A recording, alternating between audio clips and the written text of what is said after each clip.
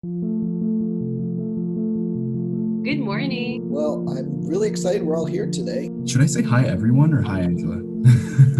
Hi everybody, welcome to our community conversation. I'm Georgina. I'm Steve Corney from the Swear Center. My name is Kim. I'm Madison. Angela. I'm Anar. Prabdeep Singh Kahal. My name is Asia. I'm Naomi. Hi, my name is Simon. Tony Maria Chili. I'm Isaiah Dawkins. My name is Roshan Sapkota. This is Will, and I've been with WTL Health Clinic, and currently I serve as the Bonner Fellow there. Social worker for the clinic. A Vista Fellow. Graduate Student Fellow. I am the Department Manager. I'm a lecturer in molecular pharmacology, physiology, and biotechnology. An operations student staffer. I'm a co-founder of Brown Moose Immunity. I'm also one of the co-founders. I'm a Civic Engagement Fellow for Brown Books. And I'm the Assistant Director for Research and Assessment at the Swear Center for those of you watching us.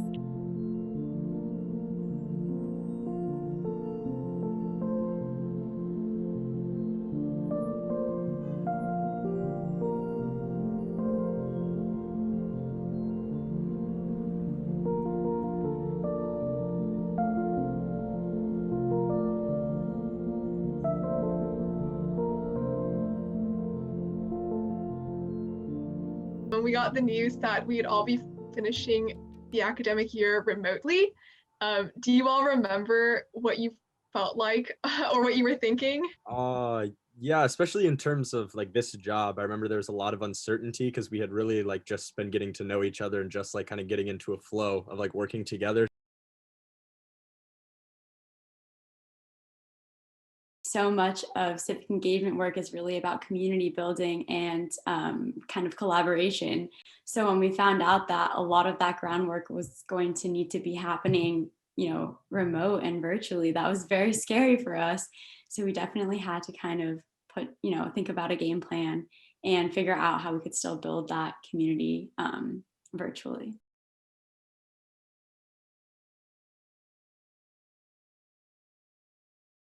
I do some work with the Swear Center as a Bonner Fellow as well. And like the reason that I really love Brown is that it encourages community engagement, right? And so when the pandemic did, happen and we were all sent home, like a lot of the work at the Bonner Fellows was kind of cut. And so going into the fall semester, I was like, oh shoot, I only have, my academic course load, that's it. It seems like a pretty boring semester. And then November came, and then it's been a roller coaster ever since.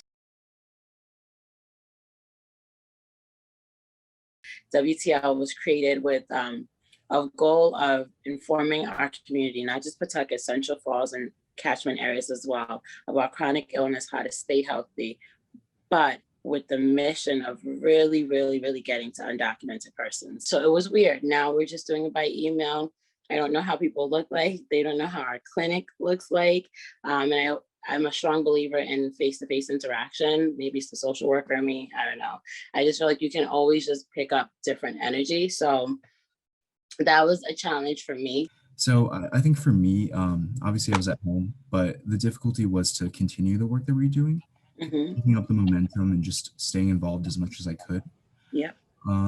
Yeah. And I think even on an interpersonal level, there was just really a reimagining of what community building looks like, of what working with people looks like, and building organizations. And I think, Madison, a lot of what we juggled was trying to figure out, how do we not ask too much of people? We wanted students to be super involved in our work and we wanted people to be super engaged, but there was also this understanding that we're dealing with a global crisis on top of a lot of other racial issues, a lot of economic issues that were happening at the time. And so it was a juggling act of, how do we also make sure that students are taking care of themselves and, have time to think about everything that's going on right now. I feel like I'm around the pillars of wisdom right now from you. Something that I was very happy that was a part of our work at this past year was the fact of building in experimentation. Of course, we were all in Professor Chili's course, Biotech and Medicine, in the fall semester. And I think it was one of the lectures, I forget which lecture, Isaiah, but I think it was after the vaccines lecture. And so I asked a simple question to Professor Chili. I was like, oh, what lessons can we learn from the anti-smoking campaigns and apply them to the vaccine hesitancy movement. And I think she was just told me about this grant that there was at the Swear Center, and she was like, "Do you want to apply?" And I was like, "I have no idea what we're about to do." Steve, do you have any big wins from this past? As you've all mentioned, sort of the general institutional awareness of the importance of this, I think, is a national awareness, but I just feel like there's a lot of support on campus and interest in being involved. So it's exciting work to be a part of. I've always had an interest in vaccine hesitancy and why that's so prevalent in today's society. So being able to discuss with a professor about it, and then for Professor Chili to be so encouraging to start up a project like this was phenomenal. Finding different ways to support ourselves while supporting our community. It's not a challenge. I want to change that word to a new way to look at things. Just because we always thought that we'd just be a site open, doing community work, but now we've had to remix that. We've had to also utilize the swearer participation differently. I think a takeaway from this year is just my life is more than what I can do. It's or what I produce. And I think honestly, being in this time, I've been able to recalibrate what I found important and what I prioritize just in my life in general. My biggest win is to be part of the Swear Center team. I mean, that is a win of its own. From my own experience, whenever I work in the field, youth engagement is a huge topic. And so seeing it here domestically, finally, is wonderful. Before Bio 170 started, I was just concerned with how we were going to transition to online and build community within the class. But to see how many students were so engaged like you guys were, that really gave us so much motivation to really make sure you were getting everything out of it that you possibly could. So while I was worried about building community in the course, and of course with this overarching pandemic, thinking about ways that we could contribute to that, when you guys had such drive, it just was a really natural collaboration for us to start working together. The way that I was being treated wonderfully by you made me then think about, and by our collective, made me think about this should be the norm. Is this being embodied in our work and in the way that we work with others? I think it really shows our passion for Brown University itself and for Rhode Island, despite us only being there for probably a semester and a half, and we haven't been there for over a year. So I think it's great to see that we do have such a love for where we go to school, that we want to be able to ensure that vaccine hesitancy is limited and that vaccine uptake is as common as possible.